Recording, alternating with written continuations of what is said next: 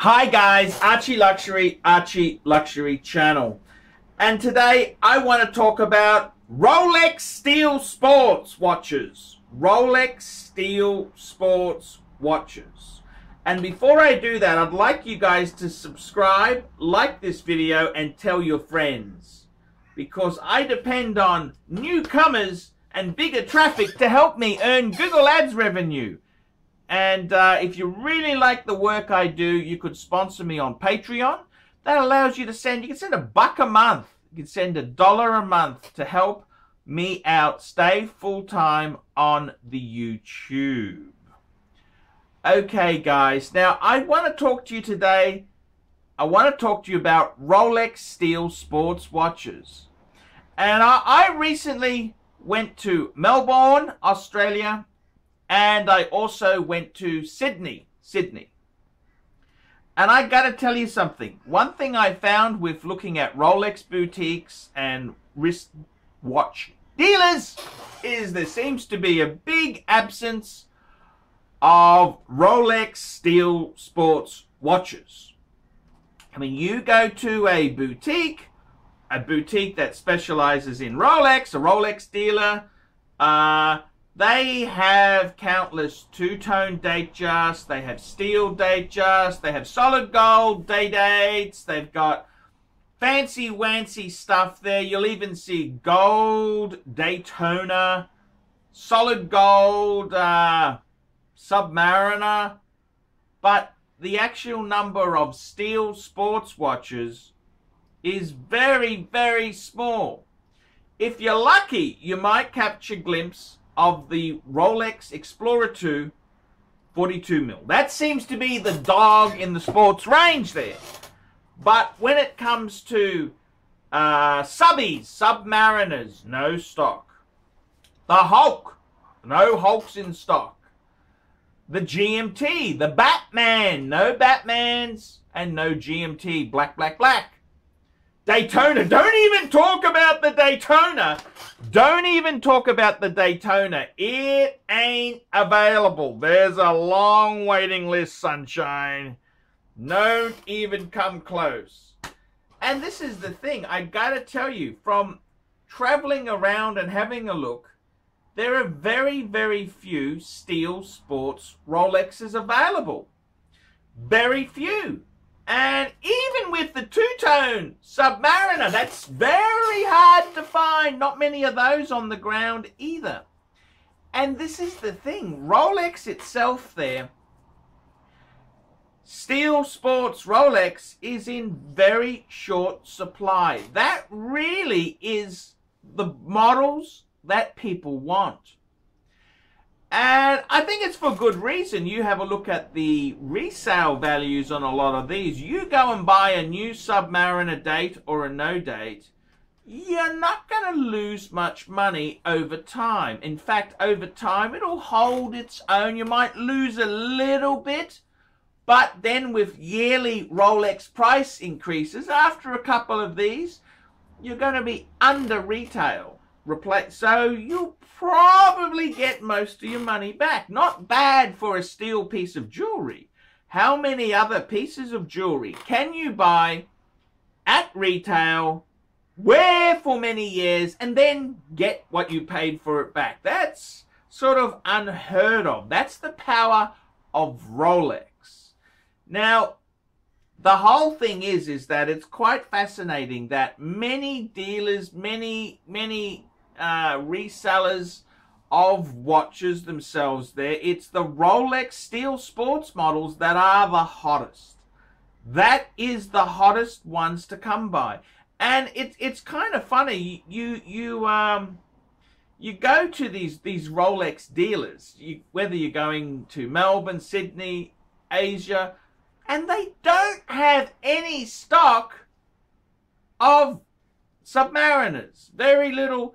The new Sea Dweller, the red Sea Dweller, short supply. Daytona, don't even talk Daytona.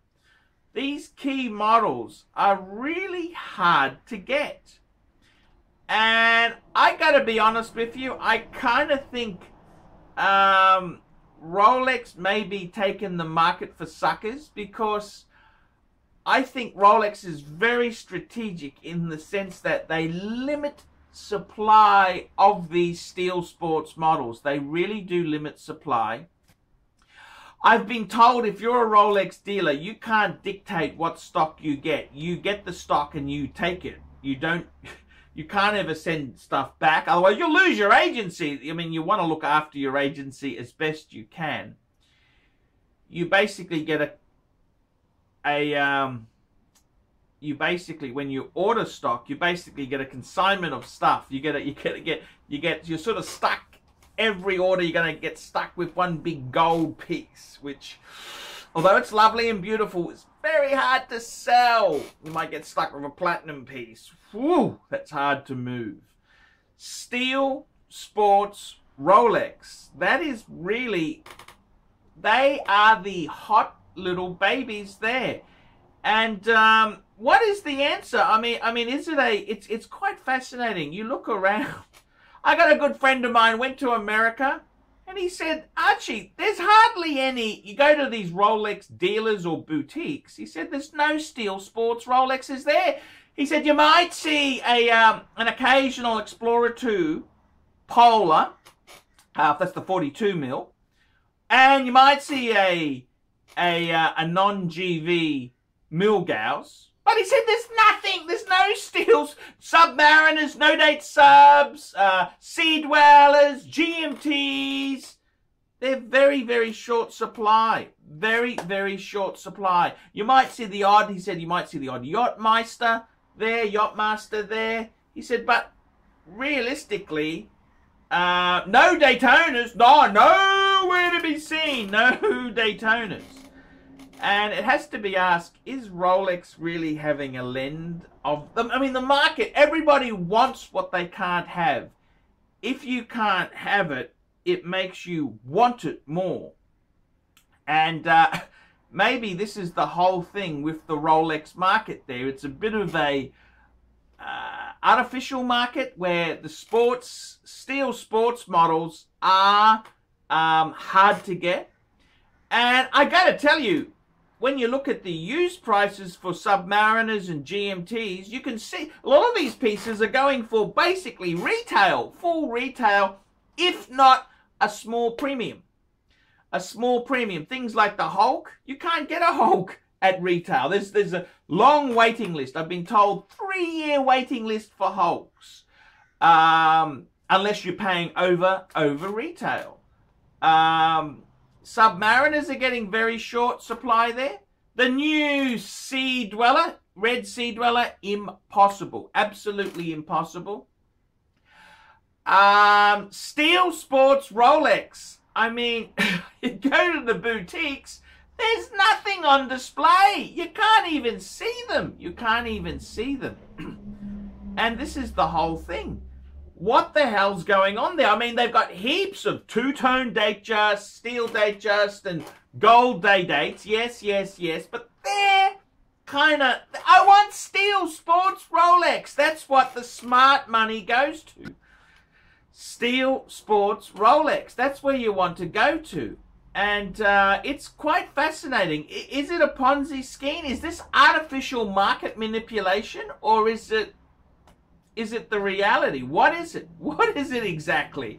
I mean, if Rolex really wanted to, they could increase production of the Daytona, steel Daytona. They could churn those babies out, put an extra shift on, slow down on the Datejust production and churn them out. But that's not the best marketing. The best marketing is to let these alpha males, alpha type A males who are pricks, fight over limited stock. It pushes the price up. I mean that's how it is there. And a good friend of mine said he doesn't know how these Rolex dealers survive. They've got all Datejust, two-tone Datejust, day dates. There's no steel sports stock. I mean, how are they going to survive? And it's a very fair question. How are they going to survive when they don't have steel sports Rolexes in the window? I mean, you should be able to go in there and buy one, shouldn't you? I mean, it's just an absolute, just a nightmare. And don't even get me started on the Daytona, the Ponzi scheme that the Daytona is. Is this a real market or what is it? It's hilarious, really. So there you go, guys. I'm ArchieLuxury talking about Rolex. Tell me what you think. Rolex Steel Sports. Is it available? Tell me what the situation is in your part of the world. Remember, like, subscribe, and tell your friends about this video. ArchieLuxury and the Paul Pluta channel, your premium choice for wristwatch content.